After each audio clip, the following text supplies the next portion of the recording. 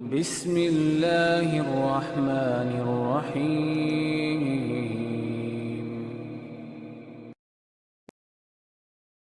آپ صلی اللہ علیہ وسلم نے فرمایا جو گھر سے وضو کر کے نکلتا ہے یہ نیت کر کے نکلتا ہے کہ میں نے آج اللہ کے گھر میں جا کے کچھ سیکھنا ہے یا سکھانا ہے، لا يريد الا ان يتعلم خيرا او يعلمه۔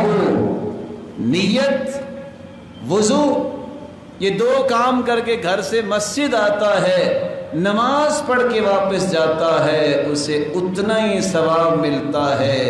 فَأَجْرُهُ كَأَجْرِ حَاجٍ تَامًّا حَجَّتُهُ، جس طرح ایک حاجی مکمل حج کر کے واپس آیا۔ تو گھر سے وضو کر کے مسجد آنے کا معمول بنا۔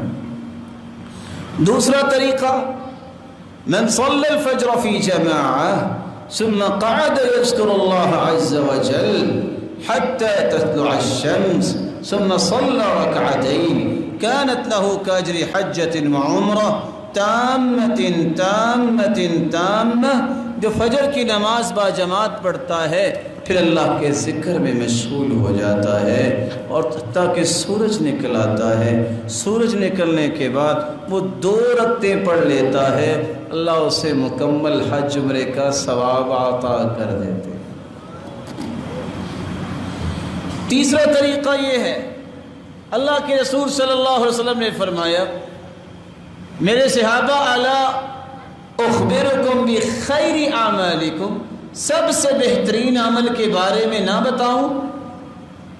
وَأَزْكَاهَا عِنْدَ مَلِيكِكُمْ، سب سے بہترین اور سب سے پاکیزہ عمل، وَأَرْفَعِهَا دَرَجَاتِكُمْ، اور سب سے بلند درجے والا عمل، وَخَيْرٌ مِّنْ إِنفَاقِ الذَّهَبِ وَالْفِضَّةِ، اور سونے اور چاندی کے خرچ کرنے سے بھی افضل۔ اور ساتھ فرمایا وَمِنْ أَن تَلْقَوْا عَدُوَّكُمْ، تم دشمن سے ملو، دشمن تمہیں شہید کر دیں اور تم دشمنوں کو مار دو۔ ان سارے کاموں سے بہترین اگر وہ ہے تو وہ کون سا کام ہے؟ ذکر اللہ، اللہ کا ذکر کرنا۔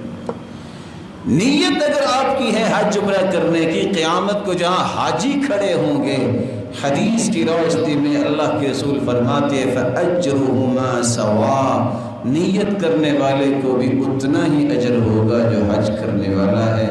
عورتوں کے لیے خوشخبری یہ ہے، ایک عورت ہی خطیبہ، وہ آ کے اللہ کے رسول کو کہتی ہے یا رسول اللہ صلی اللہ علیہ وسلم، مردوں کے پاس مال ہیں، وہ حج بھی کرتے ہیں، عمرہ بھی کرتے ہیں، جہاد بھی کرتے ہیں، صدقہ بھی کرتے ہیں، ہمارے پاس تو کچھ بھی نہیں، ہم کیا کریں؟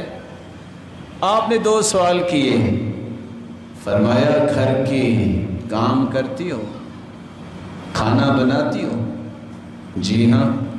حسن التبعل، خامن کا خیال رکھتی ہو؟ کہا جی ہاں۔ فرمایا یعدل ذلک کلہ، یہ حج عمرے جہاد صدقے کے برابر ہے۔ تو کہتی ہے اللہ اکبر، یعدل ذلک کلہ، یہ سارا اس کے برابر ہے، اللہ اکبر یعدل ذلک کلہ۔ یہ کہتی کہتی اپنے گھر واپس چلی گئی۔ اللہ ذوالجلال سے دعا ہے، اللہ ذوالجلال سب کو اپنا گھر دیکھنا نصیب فرمائے، سب کے لیے آسانی فرمائے، اور جتنے بیٹھے ہیں اللہ سب کو اپنی رحمتوں میں ڈھانپ لے اور سب کے گناہوں کو معاف کر دے، جو مقروض ہیں ان کی غیبی خزانوں سے مدد فرما دے اور سب کو تمنگر بنائے۔